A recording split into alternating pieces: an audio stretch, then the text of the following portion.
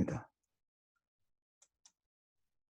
부의자 의신이 위인지친 기형지자 위약친 기인지적자호 차천지 생무랴 사지일본 이이자 이본고야 맹자가 두 형태의 사랑은 서로 양립할 수 없다고 주장한 것은 분명하다. 하나는 가까운 가족 구성원에 대한 사랑이고 다른 하나는 일반적인 다른 사람들에 대한 사랑이다. 맹자의 반박에서 언급된 두 근본고는 무엇일까? 맹자가 생각하는 근본의 개념은 문헌에서 딱히 명확하게 드러나지 않는다. 그래서 그것을 어떻게 생각할 수 있는지에 대해 다양한 의견이 존재한다. 이자의 두 근본을 그럴듯하게 해석해보면 도덕적 수양을 위한 두 가지 수단으로 볼 수 있다.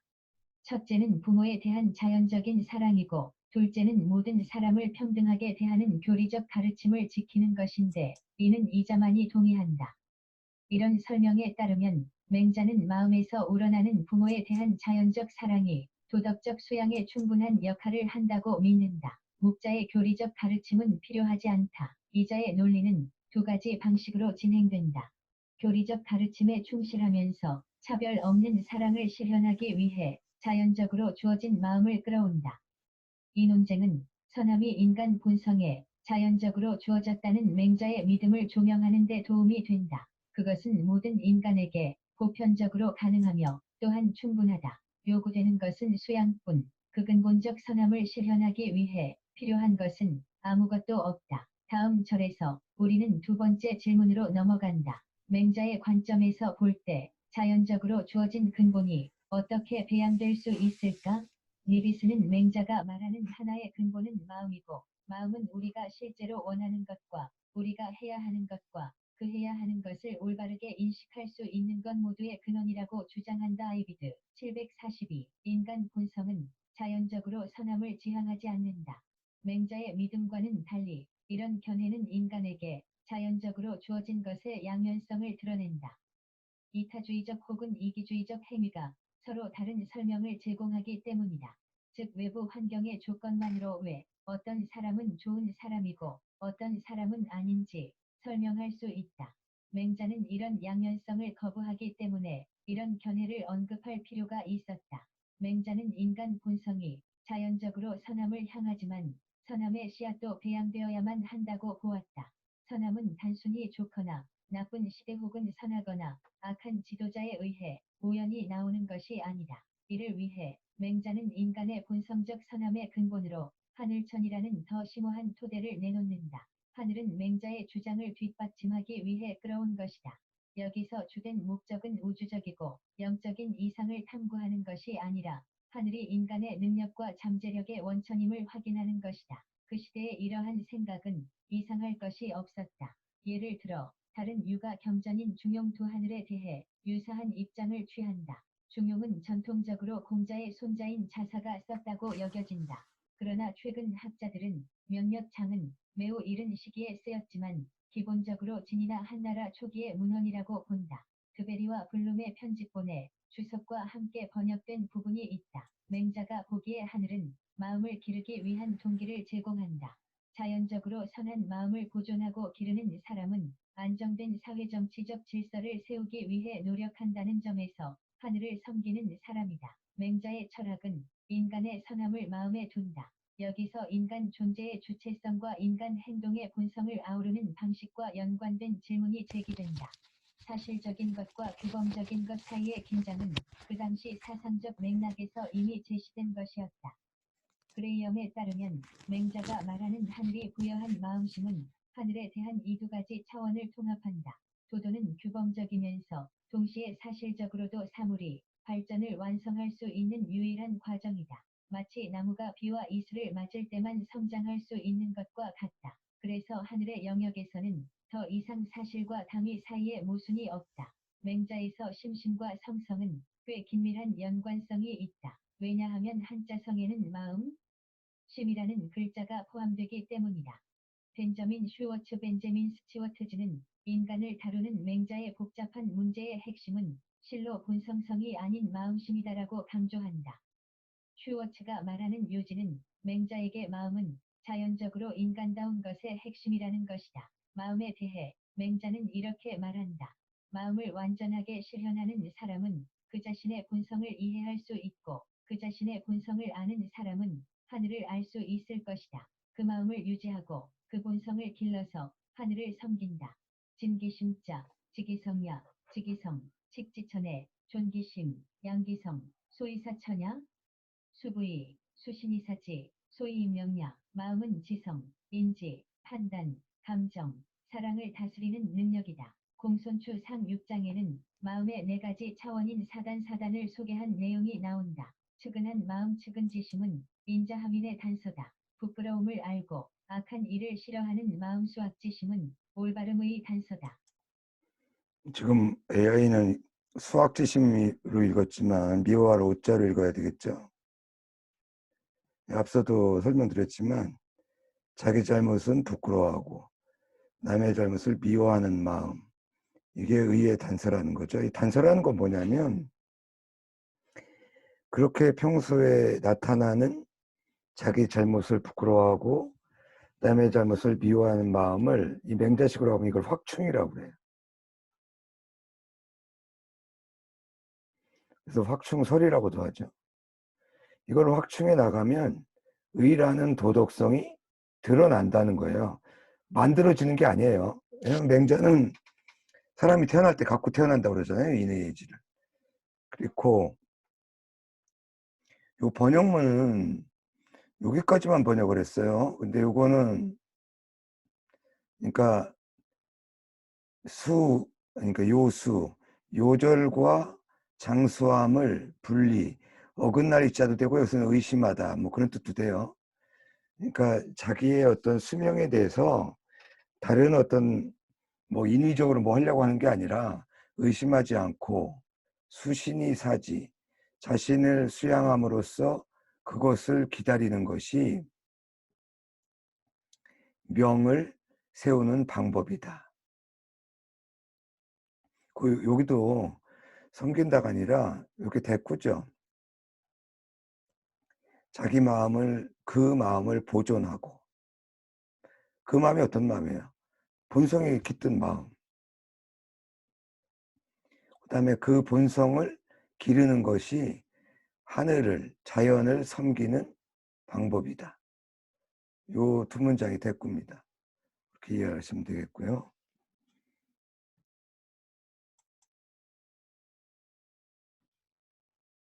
겸손히 사양하는 마음 사양지심은 행동의 적절함의 단서다. 옳고 그름을 가릴 줄 아는 마음 시비지심은 지혜지의 단서다. 선함의 이 네 가지 단서는 몸에 사지가 있는 것처럼 주어진 것이다. 이러한 마음의 차원은 근본적인 도덕 감정이자 맹자 철학의 핵심 요소다. 흔히 감정으로 번역되는 정정은 이러한 근본적인 도덕 감정을 가리키는 것으로 보인다. 고자 상 6장을 보면 정은 사람에게 선함을 실천하도록 자극을 준다. 적절한 감정정을 따르면 선함을 실천할 수 있다. 내약기정, 치가이 위선에 여기서 곽전본이 다시 맹자의 논의에 더 깊은 의미를 더한다. 성자명출에서 감정은 또한 인간 본성의 일부이며 곽전본 전체에서 정의 구성 요소로 여겨지는 감정의 여러 가지 변형이 나타난다. 주인은 정을 감정으로 주석한다. 주인은 유명한 신유학자로 고전 문헌에 대한 그의 주석은 매우 큰 영향을 끼쳤다. 그러나 정은 단지 감정이 아니라 사실과 관련된 실정이라는 다른 의미를 가질 수도 있다. 감정과 실정이라는 두 의미는 그 시대 문헌에서 서로 바꿔 사용되었고 딱히 모순되지도 않았다. 만약 정을 실정으로 해석한다면 앞에서 말한 고자 상 6장은 다음과 같이 달리 번역될 수 있다. 내재적으로 실정을 따르면 선함을 실천할 수 있다. 이것이 내가 본성이 선하다고 하는 의미다. 내약기정, 치가이 위선에 내소위선 야정에 대한 이러한 해석을 받아들인다면 인간 본성은 선하다고 말하는 이유는 인간성의 실제 조건인 실정이 선하게 될 수 있는 능력이기 때문이라는 결론이 나온다. 그레이엄은 이러한 정의 의미를 아리스토텔레스의 본질의 선수와 관련해 설명한다. X의 정은 그것을 실제 X로 만드는 것이다. 모든 X가 가진 것이고 그것 없이는 X가 될 수 없다. 여기에서 정은 아리스토텔레스의 본질과 놀랍도록 가깝다. 신광나이는 아리스토텔레스의 본질을 굳이 거론하지 않고 맹자에서 더 섬세하게 다뤄지는 정을 설명하고자 한다.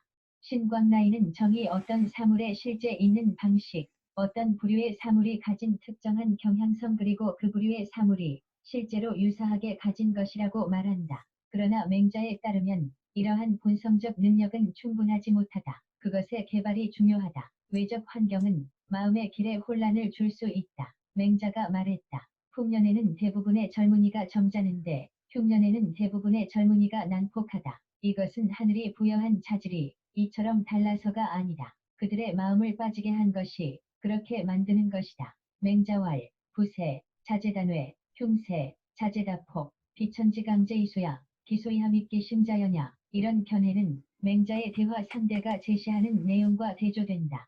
상대의 견해에 따르면 인간 행위의 다양성은 환경 요인으로 온전히 설명된다. 그러나 맹자는 다르게 구별을 짓는다. 선함은 인간 본성에서 발견되는 반면에 외적 조건은 용납할 수 없는 행동을 부추긴다.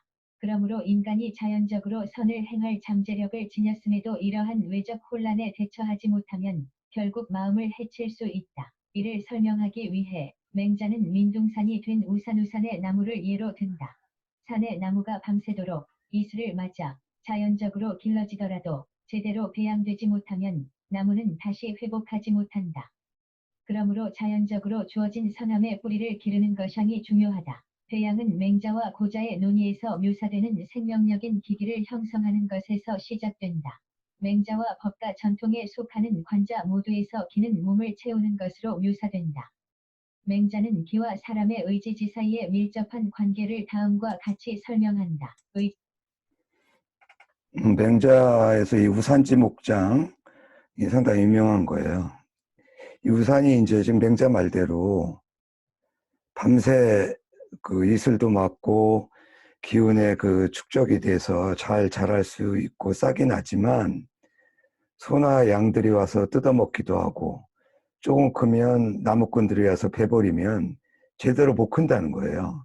그런 걸 보고 민둥산이 본래 민둥산이라고 믿으면 안 되는 것처럼 사람이 본래 본성은 선한데 부득이해서 너무 배가 고파서 이제 장발장처럼 그걸 뭐라고 그래요? 뭐 굶주림에 그 허덕여서 부득이하게 이제 도둑질을 한다거나 이런 걸 보고 아 저런 거 보면 사람들이 악하다 이렇게 볼 수 있냐 이거죠.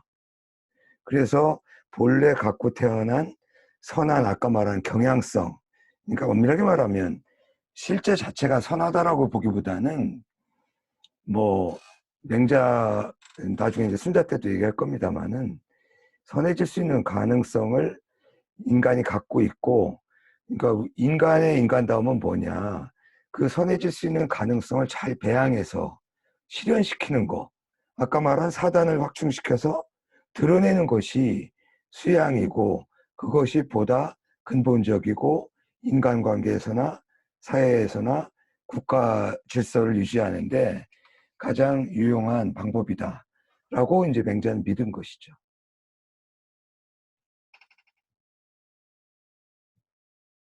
지는 기의 통솔자이고 기는 몸을 가득 채우는 것이다. 의지를 한 곳에 고정하면 기가 거기에 모인다. 그래서 의지를 유지하고 기를 해치지 말라고 했다. 부지, 기지수야, 기, 체지충야.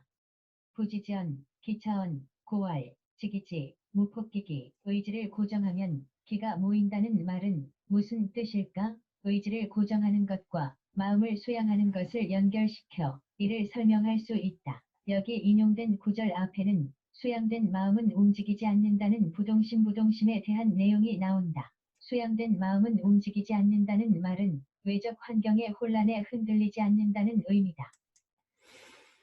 그러니까 결국은 이제 우리 맹자의 논리로 본다면 사람의 마음속에 있는 어떤 의지, 물론 선한 의지겠죠.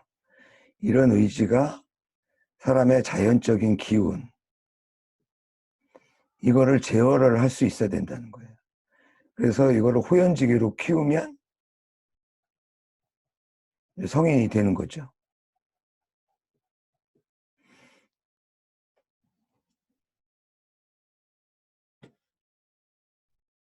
마찬가지로 기가 이런 식으로 모인다는 말은 기가 적절하게 배양되어 이제 도덕적 중심지를 갖는다는 의미다. 8장에서 보겠지만 부동심에 대한 이러한 개념은 도가 사상가인 장자에게서 비판을 받는다. 인간 행위와 삶에 이처럼 접근하는 것은 유연성이 결여된 방식이라고 장자는 우려한다. 사실 앞의 구절에서 더 나아간 대화에서 맹자는 자신이 호연지기를 기르는 데 뛰어나다고 언급한다. 맹자는 이러한 자질이 선택된 소수에게만 국한된다고 보지 않는다. 모든 사람에게 가능하다고 본다. 그는 자연적으로 주어진 마음의 보편성을 주장한다. 이 마음은 일정한 상황에서 마땅하게 연민을 느낀다. 맹자는 성인과 우리는 같은 부류다 성인여 아동유자라고 주장한다.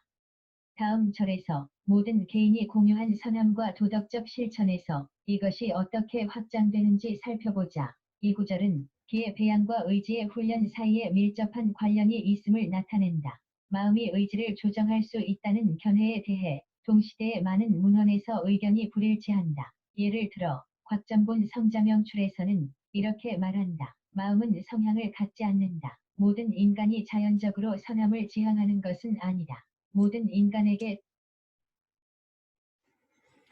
맹자가 그 공손추가 묻죠. 선생님의 장점은 무엇입니까? 그랬을 때 맹자는 나는 남의 말을 잘 알아듣고 판단하고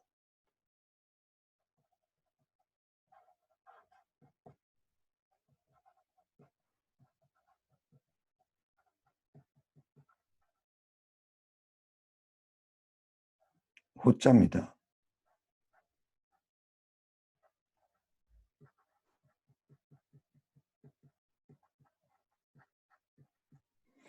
나는 잘 기른다. 선양, 호연지기를.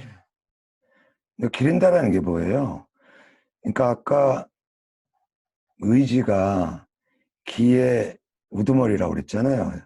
그러니까 맹자는 자신의 의지를 가지고 자연의 아까 말한 그 우산의 그 새벽의 그 기운 같은 거, 그러니까 사람에게 주어진 천연적인 그 선량한 기운을 잘 기른다라는 뜻이 되는 거죠. 그리고 이 기르는 방법을 구체적으로 물으니까 맹자가 뭐라고 그래요? 반드시 그것을 일삼으면서도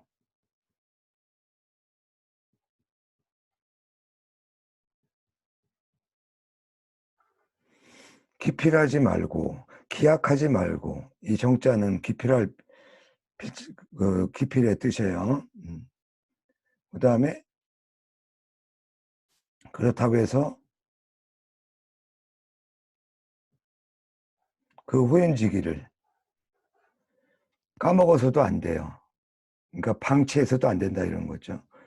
또 그렇다고 해서도 조장해서도 안 된다.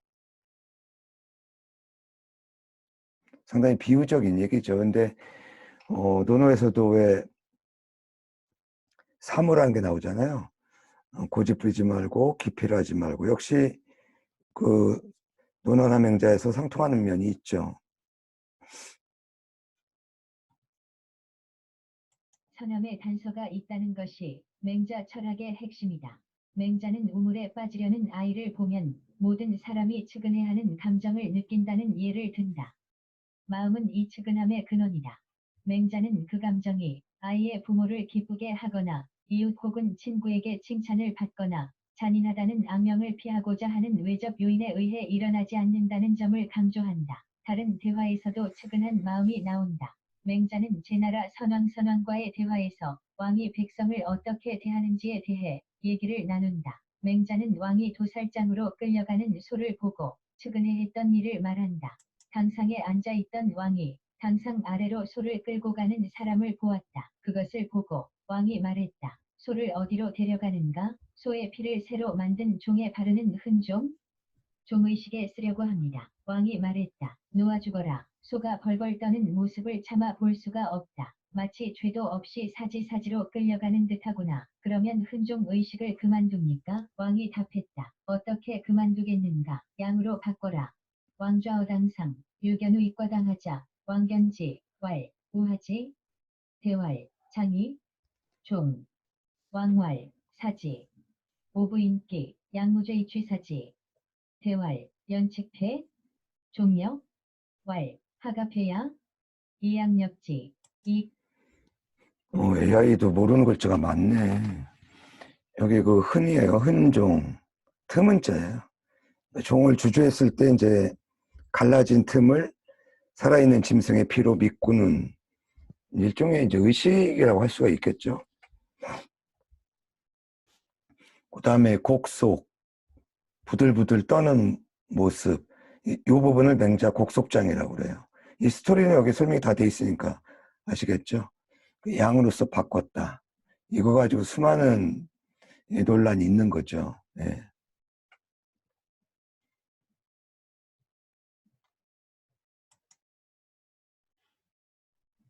이를 설명하면서 맹자는 선왕이 소에게 느낀 측은한 마음은 그가 훌륭한 왕이 될 수 있는 충분한 증거라고 지적한다. 맹자는 왕의 측은한 마음이 소가 살아있는 것을 한 번 보면 죽는 모습을 참아 보지 못하며 그것이 우는 소리를 한 번 들으면 그 고기를 참아 먹지 못한다. 견기생, 부인견기사, 문기성, 부인식기 육는 사실에 기초한다고 결론 내린다. 그러나 이러한 칭찬은 비판으로 바뀐다. 맹자는 왕이 소에게는 측은한 마음을 가지면서 백성에게는 측은한 마음을 느끼지 않는 것은 모순이라고 지적한다. 지금 당신의 측은한 마음이 동물에게는 미치는데 통치의 공이 백성에게는 이르지 못한다. 금은조기급 금수, 이공부지어 백성자 맹자는 왕의 측은한 마음이 백성에게 미치지 못하는 것은 능력능의 문제가 아니라고 말한다. 왜냐하면 이 능력은 도살장에 가는 소를 보았을 때 즉각적인 반응으로 드러났기 때문이다. 맹자는 대담하게도 왕의 문제는 의지위의 문제라고 시사한다. 요 대목에서 그 여러분들 남자는 뭐 부엌에 가지 않는다 뭐 이런 얘기 많이 하잖아요. 요 얘기가 연결된 거예요. 맹자의 말 중에. 그러니까 살아있는 걸 보고 그 죽는 걸 참아보지 못하고 그 비명소리를 들으면서 그 고기를 먹지 못한다. 그래서 군자는 푸죽간을 멀리한다.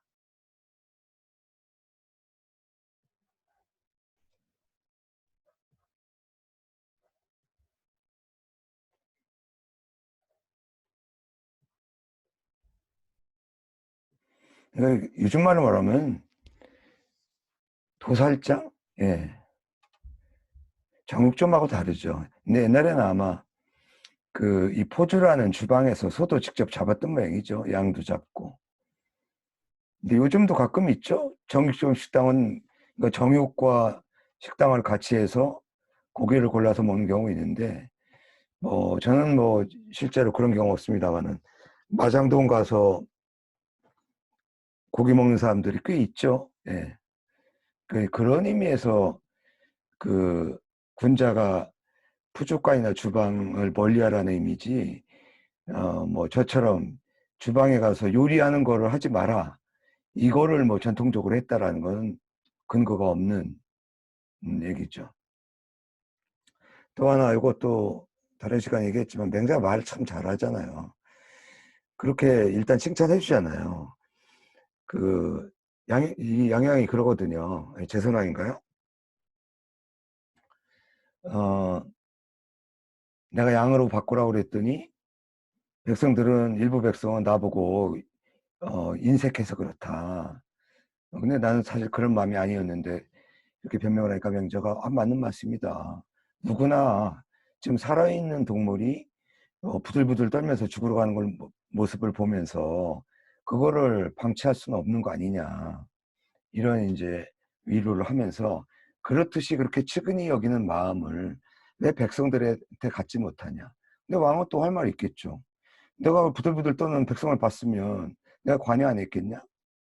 약간의 논리적인 비약이 있죠. 예. 또 하나는 이제 맹자의 결론이에요. 왕이 지금 백성들에게 혜택을 못 주는 것은 할 수 없는 것이 아니라 하지 않는 것이다. 능력의 문제가 아니라 하려는 의지의 문제다. 그리고 또 맹자에 또 이런 예도 들어요. 태산을 옆구리에 끼고 황하를 건너뛰는 거, 이런 거를 하지 않는 것은 할 수 없는 것이라, 하지 않는 것이 아니라 할 수 없는 것이고, 노인을 위해서 뭐 안마를 한다거나 나뭇가지를 꺾는 일 같은 것들은 능력이 없는 것이 아니라 하지 않는 것이다. 그래서 불능과 불의를 요 대목에서 대화에서 제시하고 있습니다. 그러니까 맹자가 이 의지에 의한 기의 통제와 배양, 이걸 통한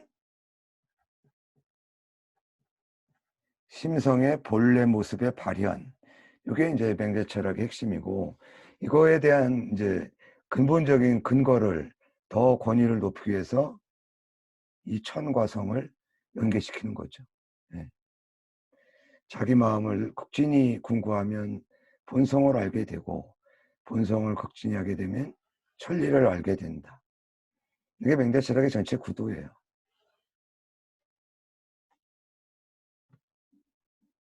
이 상황을 바로잡기 위해 맹자는 왕에게 이렇게 말한다. 이 마음을 백성에게 쓰십시오. 측은한 마음을 넓혀 나가면 사해의 백성을 돌볼 수 있지만 그 마음을 넓혀 나가지 못하면 처자식도 돌볼 수 없습니다. 옛사람들이 남들보다 뛰어났던 것은 다른 것이 아니라 그들이 하는 바를 잘 넓혀 나간 것일 뿐이었습니다. 그러면 당신의 측은한 마음이 동물에게는 충분히 미치는데 통치의 공이 백성에게 미치지 않는 까닭은 무엇입니까? 이것은 예외입니까? 거사심가제 피의, 고추운조기 보사해, 부추운 무의보처자, 고지인 소이대과 인자, 무타언, 선축이 소위이이, 금은조기 급금수, 이공부지어 백성자, 독하여, 선왕은 정확히 무엇을 넓혀 나가야 추했을까? 이 구절에서 확장의 본질을 자세히 설명하지 않기 때문에 그것을 이해할 수 있는 몇 가지 방법을 보겠다. 확장추는 추론 전략으로 이해될 수 있다. 즉 소의 경우에서 백성의 경우를 유비적으로 추론하는 것이다. 그것은 중요한 질문을 제기한다. 두 경우에서 상관적인 유사성은 무엇이고 무엇이 확장되어야 하는가? 이에 대해 여러 방식으로 답을 찾을 수 있다. 하나의 접근법은 확장이 숙고하는 과정에서 특히 유비적인 도덕 추론에서 발생한다고 주장하는 것이다. 예를 들어 왕은 상황에 대한 판단력과 서로 관련된 유사한 상황에 대한 감수성을 단련하고 상황이 요구하는 것에 신속하게 대응할 수 있는 준비성을 길러서 그의 도덕 추론을 확장해야 한다고 말할 수 있다. 아니면 확장은 유비 추론을 사용해 직관력을 키우는 것과 관련될 수도 있다. 즉 직면하는 모든 상황을 숙고하고 올바르게 대응하는 것을 즐기는 지점까지 나아갈 수 있다. 그러나 유비 추론에 대한 언급이 문제될 수도 있다. 왜냐하면 맹자가 소에 대한 왕의 측은한 마음 자체를 인정하는지 아닌지가 다소 모호하기 때문이다. 맹자는 소에 대한 왕의 측은한 마음에 동의하지 않을 수도 있다. 이 경우 유비 추론을 계속 밀고 나가는 건 올바른 방법이 아니다.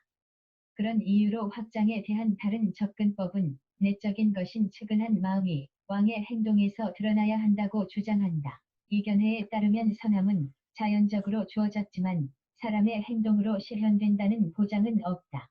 그러므로 자연적으로 주어진 선함을 확장하기 위해 상황을 신중하게 판단할 수 있는 마음의 수양이 필요하다.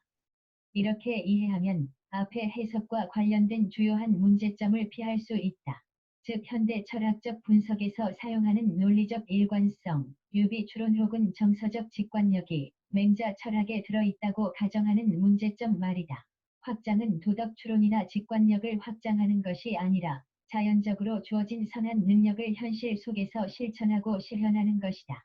인간 본성에 대한 맹자의 견해는 보편적이고 자연적으로 주어진 선함을 긍정하는 것에서 시작된다. 그리고 윤리적이고 잘 통치되는 사회에 대한 낙관적 전망에서 극치를 이룬다.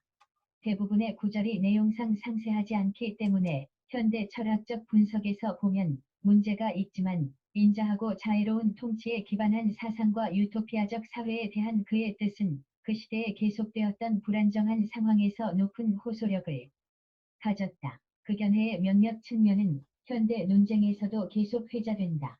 여기에는 인식하고 평가하고 애정을 느끼는 차원을 한꺼번에 가진 마음의 통합적인 모습, 도덕 감정을 온전히 실현하기 위해 다른 사람을 인간적으로 대하는 능력을 배양하는 것도 포함된다. 맹자의 많은 견해가 순자와 대비되는 것처럼 보인다. 이제 순자 철학의 주요 주제를 알아보도록 하자. 예, 제가 일부러 진도를 맞추기 위해서 여러분들이 일반적으로 물론 뭐 다들은 학생 거의 없겠지만 어쨌든 나중에 순자랑 비교하면서 할 내용들은 빼고 간단하게 맹자에 대한 그 사상을 좀 정리해 봤습니다. 다음 오프라인에서는 순자부터 해서 묵과 노자 장자, 그다음에 명가, 그다음에 후기묵가 이런 식으로 제자백가를 정리하도록 하겠습니다. 수고하셨습니다.